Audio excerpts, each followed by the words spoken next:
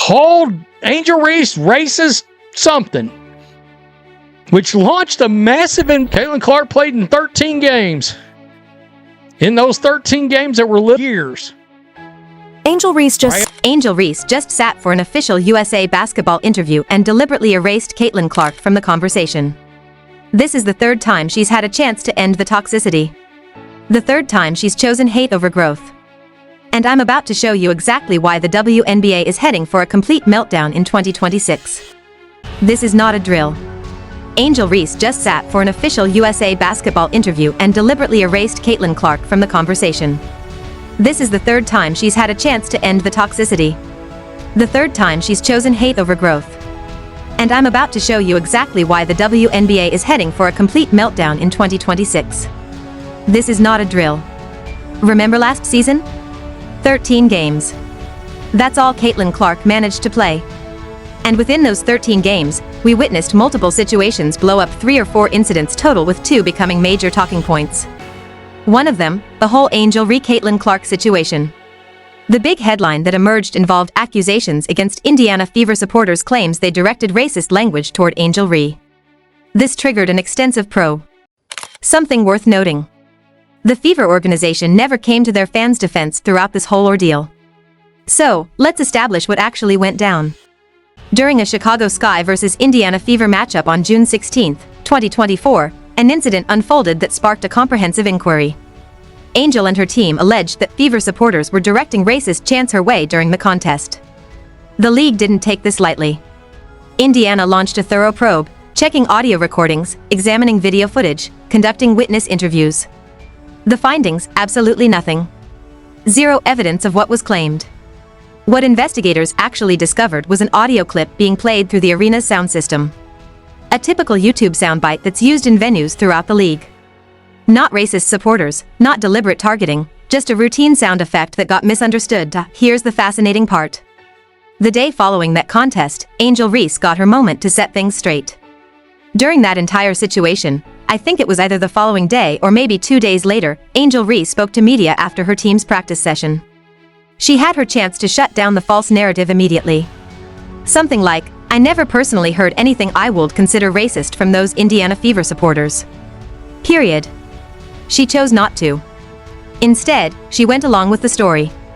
Let's be completely honest, she embraced that narrative. In reality, she said something along the lines of, "Yeah, I'm glad they're conducting an investigation." All while aware that nothing actually occurred. That media availability took place roughly 48 hours following the alleged incident. At that stage, the investigation was already in motion and Angel Reese faced a decision. She could have stated what really happened, that she personally didn't hear anything racist, that perhaps there was confusion, that Fever supporters weren't the issue. Instead, she reinforced the narrative. She expressed approval that an investigation was proceeding. She legitimized the accusations despite lacking evidence.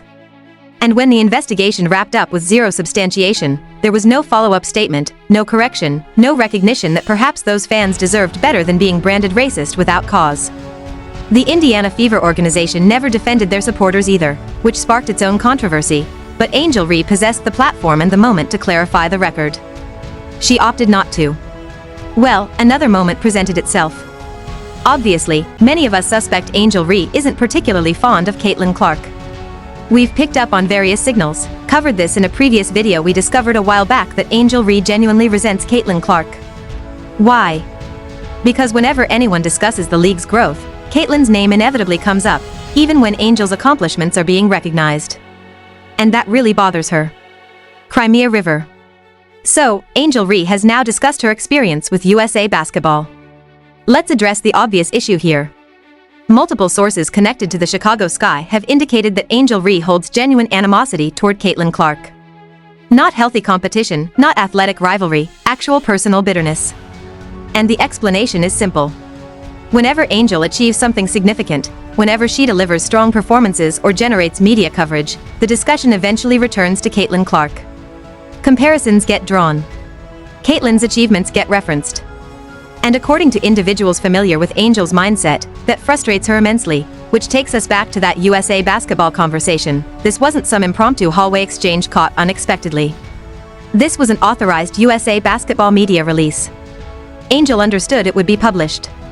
She knew viewers would see it, and she made a calculated decision regarding which teammates would receive recognition by name. We've seen footage showing multiple occasions where they were definitely on the court simultaneously.